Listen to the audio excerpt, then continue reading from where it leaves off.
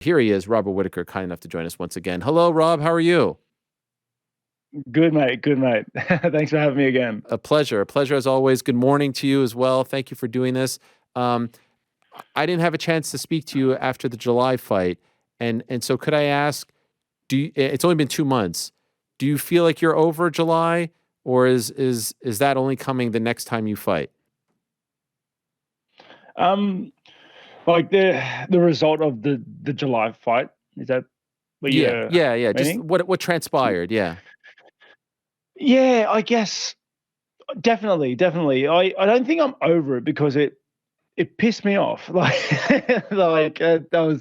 That was a night that I didn't turn up to fight, and um that doesn't sit well with me. And I don't want to get over it because I'm using that as fuel. I've been just locking myself in the gym, training myself to be better, to just take it to that next level. That this isn't. I don't want to have this sort of end career. I do believe the best of me hasn't yet come out, and yeah, I'm using it as fuel. I don't want to forget it. Okay, fair enough. When you say you didn't turn up that night, do you chalk the performance up to that, or was it more than that? It could have been a number of things. Everything in hindsight is easy to point fingers at. I just I just know personally that that night when I got in there, I wasn't thinking about the fight. I didn't feel myself, and Wow. for whatever reason that is, Has and that that's ever happened? yeah. No, it hasn't. There are times, and I guess that's why it upsets me so much. Is because there's times I go into fights, like with that first Israel fight. There's times I go into fights and I give it a good hard crack, and I come out short. And I understand that it doesn't take the brunt away from it, but I know I fought a good fight and I went out there to the best of my capabilities at the time, and gave it a good swing. I don't feel that with the last fight, and that upsets me more than the loss ever could. A lot of the talk was like, "Oh man, there's levels to this game. Rob is on a different level. This is a big mistake for the UFC, a big mistake for Mm. DDP." I mean, I'll be honest, I was saying that same stuff. Do you feel like you believe that too much? But like, did that come into play at all? Uh, no, I don't. So I don't really pay attention to those sort of comments, because I do understand the threat that every fight brings with it. It's just a matter of how I was feeling on the night. It could have stemmed from a lot of different things. Like I said, hindsight's 2020, and all I can do is all I know is that it was it was a tough way to get a kick up the ass. It was it's something that's going to shape the rest of my career, and better now than later. Do you find it like at night? Are you thinking about it? Do you dream about it? Is it constantly on your thoughts? No, definitely not. Okay. Definitely not. It's just the fuel that's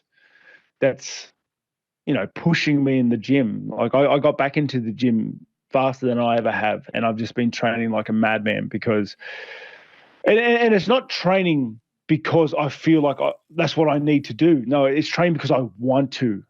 I want to train. I want to get in there and become better and evolve, and yeah, never let that happen again. And yeah, I'm excited. I do believe it was necessary because yeah, it's just I think it's something that I needed to have happen.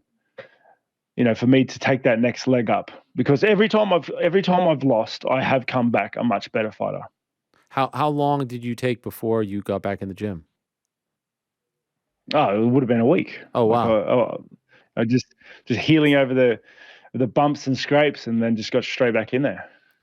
You may not have been paying attention, but like the whole scene that happened afterwards in the cage that night, right after your fight, considering your history with Israel, Yeah, considering like did that add insult to yeah. injury? No, not to me. Okay. It's it was a bit crass, wasn't it? It was yeah, yeah, like He's got to lay off the terps a little bit, I think, mate. I just didn't know if you were like. I mean, by the way, maybe it took some of the attention away from you, like all that in the aftermath. So maybe it was somewhat of a blessing in that regard. And then like. By the way, I'm just curious. Did you ever ask yourself, why am I fighting in Las Vegas if there's a Sydney card 2 months later, and it's been a while since UFC has been in Sydney? Did you find that to be strange? No, because it was me. I was the reason why. I wanted to fight. I wanted to fight Drickus. I wanted to fight in July because February fell over and I didn't want to wait all the way to September. Okay. To get in the octagon. And that might have been one of the contributing factors to me not being in the headspace that I need to be, is because like I said, it's too hard to point fingers. It was a tough fight. He showed up, and I do believe though it's the catalyst that I needed. Was he better than you thought he would be? No. That's what do you want me to say? No. Okay. He beat me. It's no, it's that's why it hurts. That's why I said, that's why I'm upset so much for the loss. It isn't because of just losing. It's about not giving a good account of myself. And I went in there, and I know I can beat him. I know I can beat that guy. And this is with all respect. Hats off to him. He showed up on the night and he beat me. But I know I can beat him. And I didn't have my best foot forward, and it upsets me so. Okay. Were you surprised when he said he couldn't fight Israel? Like, as a result, like, getting a win over you punches anyone's ticket, right? And ultimately he couldn't do it. Or did you understand on the flip side, hey, it's 2 months later, he was just in a gruesome fight. Like, it's kind of understandable not to take the title fight. What was your reaction when you heard that?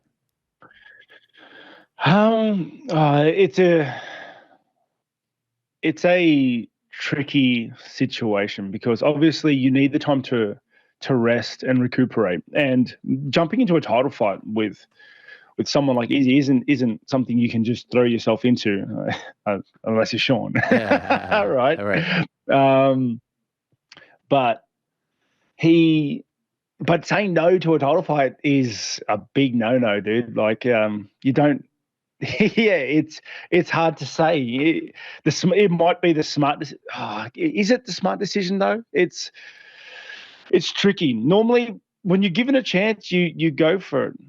But if you can't fight, you can't fight. Yeah, and you need to.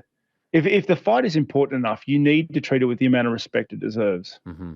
Do you think that even a banged up 2 months later, Dricus du Plessis beats the Israel that we saw this past weekend?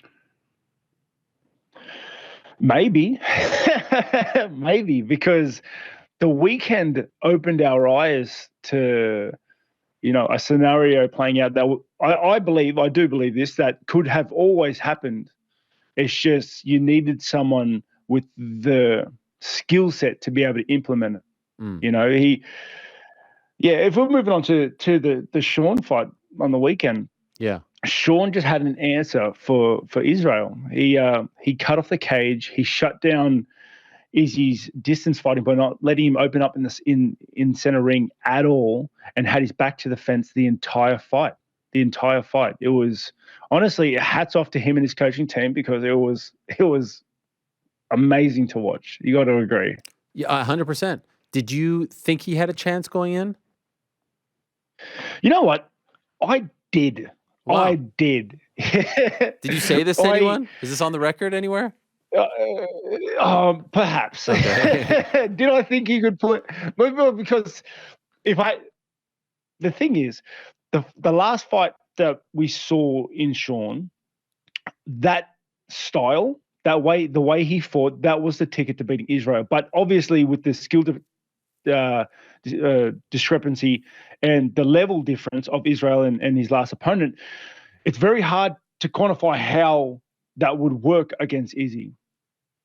That threat style, that pressure style that Sean likes, his height, his reach, the way he boxes, his shelling ability, the way he likes standing in threat range where he can hit you and you can hit him, but he's defensively sound and still moving forward. That is a perfect way to fight Izzy. Now, the big ticket question was, how much damage is he going to receive trying to get into that space, trying to close that distance, trying to put the pressure on to start slowing Israel down, keep him on his bike the entire 25 minutes. And mate, not much damage, right? It was just such a well executed plan. And I'm sure, and I'm certain that the knockdown in round one also played a huge role in the success of the game plan for the other 4 rounds, because it just boosted Sean's confidence up to here and dropped Izzy's confidence down to here because it was working. And mate, that's all you need sometimes, right? Mm-hmm. And so I'm like, Izzy as well, if not better than any other fighter in the UFC because of the time that you spent in the cage with him. And for lack of a better word, I'll say surprised, but you say that you thought Sean had a chance here. I'm just wondering, like, what stood out to you more? What surprised you more? The way Izzy fought or the way Sean fought? Sean, definitely Sean. And now I say I didn't, if we're going to be honest, I didn't think Sean would win. Mm-hmm. Okay. I never rule out any fights because fights are crazy. The small gloves change everything. But if, like, let's say I was a betting man, I would have had to have backed Israel, right? Just because of the track record and his defensive capabilities is like bar none, right? Right. But I did see an avenue for Sean to win the fight. And when you see this with every card every week, you see, a fighter going up against another fighter. And you're like, it's a hard fight. He's got one avenue to success, but if he does it, he wins. And a lot of the times that's not how fights play out. But Sean did it to a T, and I guess Sean surprised me with just how effective he was at shutting down Izzy's game. Just how effective the game plan was, just how effective his defense was, just how effective moving into that threat range where punches are live but kicks are kind of taken out of action, just how much that would put a pin in Izzy's game. Like, he took away the space that Izzy thrives in, and that just shut him down completely, because Izzy's main form of defense is evading backwards, going backwards and then using an angle. And Sean, putting the pressure on that he did, had Izzy's back up against the fence where he just nullified his main defensive aspect. Are you as surprised, and this is great insight, thank you so much for this, are you as surprised as I am that he won the way in which he did and as dominant as he was? And everything you're saying obviously happened and is exactly on point, but without going for a single takedown, never had to use his wrestling, grappling, anything. He beat him standing from beginning to end. Does that surprise you? Yes and no. I thought Sean's game plan would have been to try and muddy it up a bit, because I didn't think he would have the success standing that he did. Okay. But I personally always knew, especially after that second fight with Izzy, I do believe that the ticket to beating Izzy is stand up. You have to beat him standing, which is tricky because he's so good at striking. But I do believe that if you focus too much on trying to take him down and stuff, you start closing off the true avenue of beating him, which is exactly as Sean did. Put the pressure on, make him uncomfortable. Don't give him space to get creative. Wow. That is fascinating. When I say, Sean Strickland is a middleweight champion, and by virtue of being the champion of the middleweight division, people will say you're the best middleweight in the world. I say Sean Strickland is the best middleweight in the world. What is your response to that statement? Yeah, mate, he's on top of the he's on top of the pile right now. He should revel in it. He should enjoy it, because every single middleweight and their friend is coming for him, and he knows it, dude.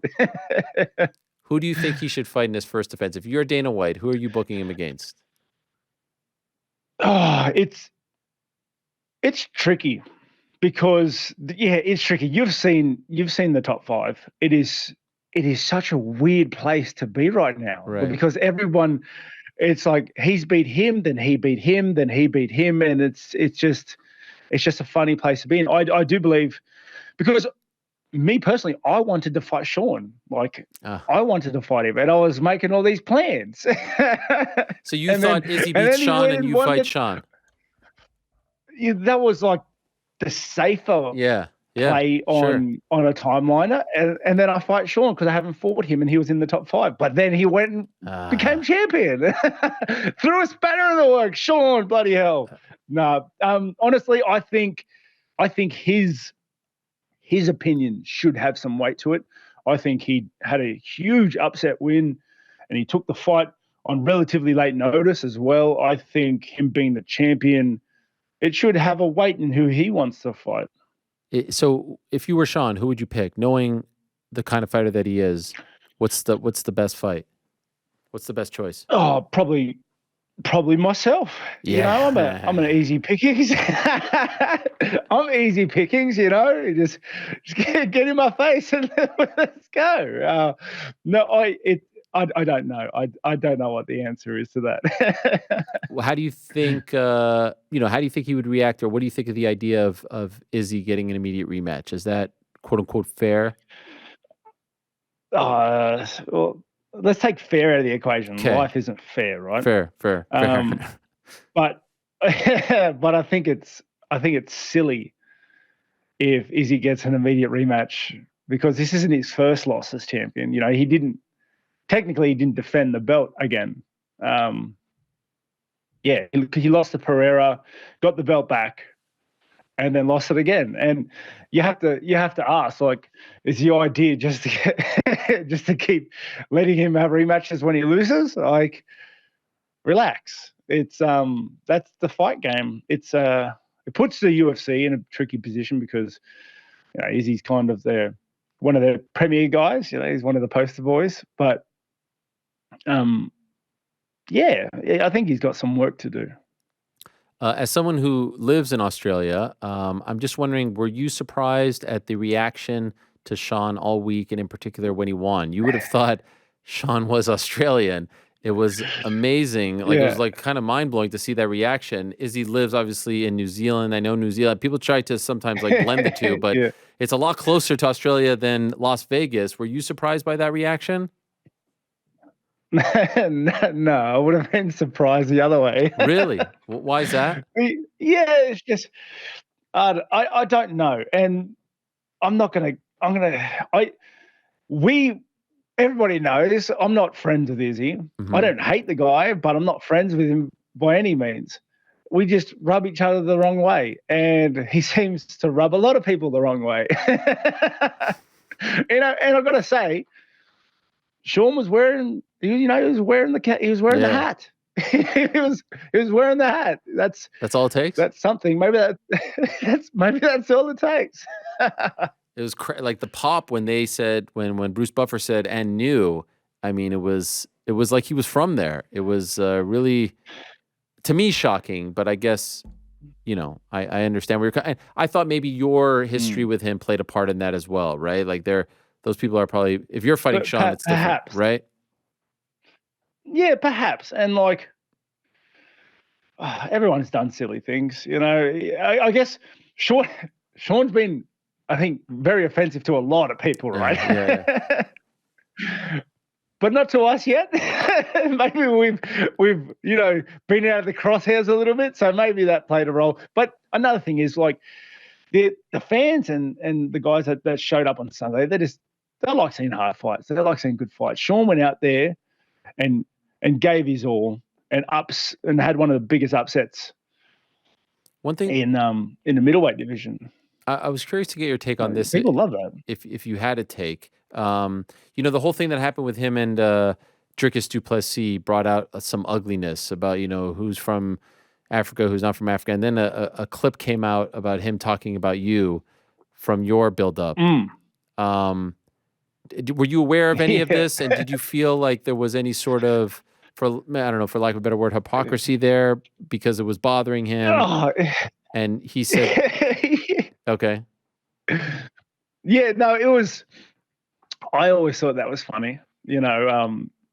Like the debate on where people are from with Drickus and Izzy, and then I was sitting here on the side like like what, you know what I mean? It was like that, but I also saw Izzy said sorry about that as well. Like Yes. he shouldn't have done that, and that I accept his apology. And you're right, you shouldn't do things like that. You should leave that sort of stuff out of the business. We're in here fighting for a living. We're modern day warriors. We don't need to conduct ourselves like that. I think yeah, you can be proud of representing wherever you want, as long as like it's your home soil and you're proud to do so and you do so properly. Hmm.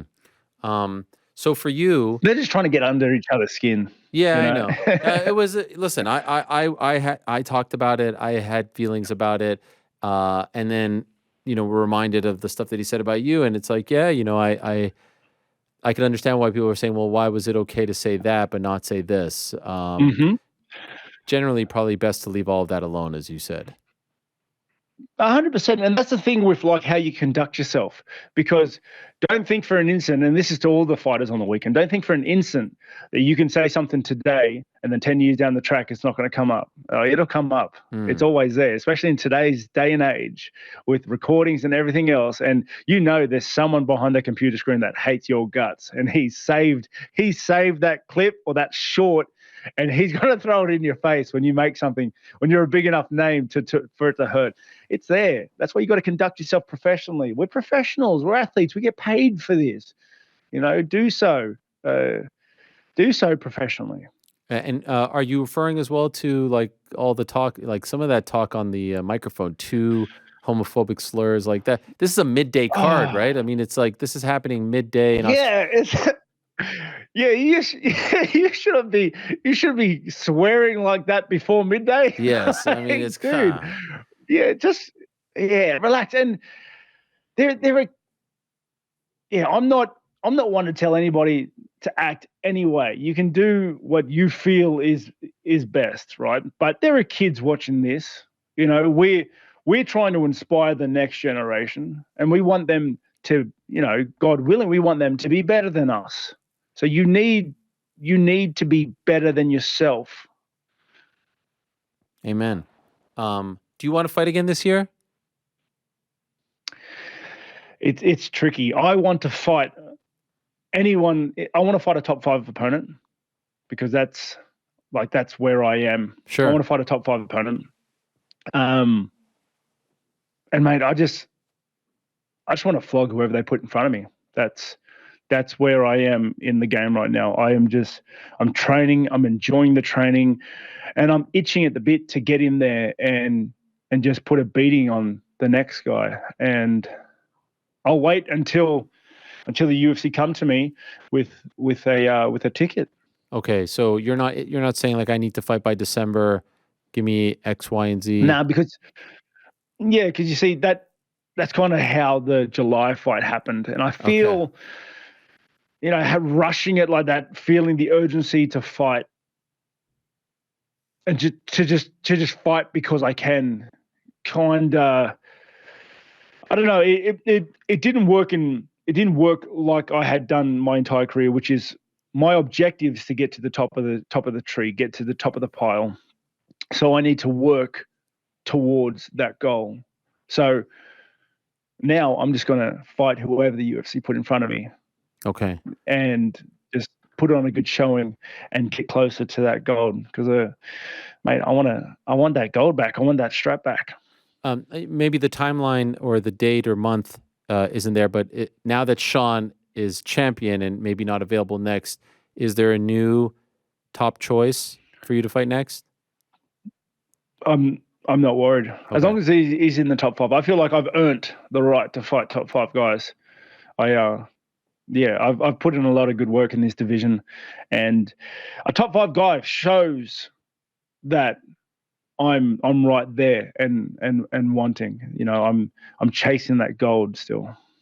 We just spoke to a guy named Chris Eubank Jr., who's a very famous boxer. I don't know if you're familiar with him, and he lost a fight in January, and a lot of people turned on him and said, "Oh, you're shot, you're done, this, that, and the other." And then he came back and won his next fight against the same guy just 2 weeks ago. And he talked about people like, trolling him and feeling like they turned against him. The UK fans are very passionate as far as boxing is concerned. You have a very special relationship with the fans, and you're one of the most beloved fighters on the roster. And I'm wondering if you felt any of that. Like, I remember when you posted the video after the fight, and all the comments were like, "You're the man, Rob." It was so supportive. Did you feel any negativity whatsoever? Did you see people trying to kick you while you were down, or was it all just love and support after the DDP fight? I would have to say 99% of it was just love and support. Wow. And That's rare, by the way. You know this, that, right? yeah, but you got to understand as well. It's not something that just popped up. It's because I have been honest, and the way I've conducted myself since day dot. You know, they support me for who I am, not for what, not for just what I do. And yeah, I got to say that I would have to have the best fans in the world because of their support. I saw Izzy's a lot of Izzy's fans and just comments and stuff like that. And mate, like attracts like. If you act a certain way, you're going to attract certain people. And yeah, I'm very proud of the people that have flocked to me, that have come and supported me. And that's not saying that I haven't had any negativity. Like, right, there are heaps of guys that DM me going, "Why did you lose? Yeah. How could you do that to me?" And I'm like, "Sorry, bro." Like, yeah. the MMA community sometimes can be pretty brutal, but I think that's with all fans everywhere, right? It's just in the fight world, because you are out there by yourself and you take the loss by yourself, it can feel so lonely, which just exasperates all the other bad comments and hate sometimes. Yeah, I will say though, like I didn't go all the way down, but the amount, like I've seen those post-fight posts, and I've seen how brutal the fans could be sometimes. And like on yours, it felt like 99% positivity, which was very cool to see, and also speaks of, the relationship that you have with the fans and how you've conducted yourself. So well done on that. I'd be remiss before I don't let you go, and I probably should have started the interview with this. You posted, speaking of social media, some photos of one of your kids going through a tough time. Is everyone doing okay now? No, everyone's well. He had sleep apnea. Oh, and wow. He got his tonsils and adenoids out to try and remedy that. And it's been great. Tough little kid. Wow. How old is he? He's 2. He's 2. That's why it was kind of, how you're going, because he's just so young, you know, and nobody likes seeing their kid go through anything like that. So, but it was a common surgery, and he's a tough guy. Okay. Well, I'm glad to hear that. Thank you as always for coming on, especially early, Rob. I really appreciate it. Great, tremendous insight. Thank you for talking about the fight in July as well. I know that's not probably one of your favorite topics to discuss, especially at 6:30 in the morning. So much appreciated. And hopefully after these interviews, you have a nice big, I never ask you what you do after the interview. Do you have a nice big breakfast? Like, what's the routine, and since you're up here? Yeah, that's it. I just have some way more coffee. I have some breakfast. I get the kids up for school. I annoy them to wake up, because if I'm up, they're up. You know? Okay. So, perfect. and then I hit the gym. And thanks for having me on. I really appreciate it. As always. And I apologize to the kids for making them wake up early as a result of you waking up early. But I appreciate you very much. Thank you, Rob. All the best. Thanks, mate. Take it easy. There he is, the great Robert Whittaker. Thanks for watching. We appreciate it very much. Hey, if you like this video, give us the old thumbs up. Subscribe as well. You could get many more of these videos on the channel, so please do that. We would love you forever if you did so.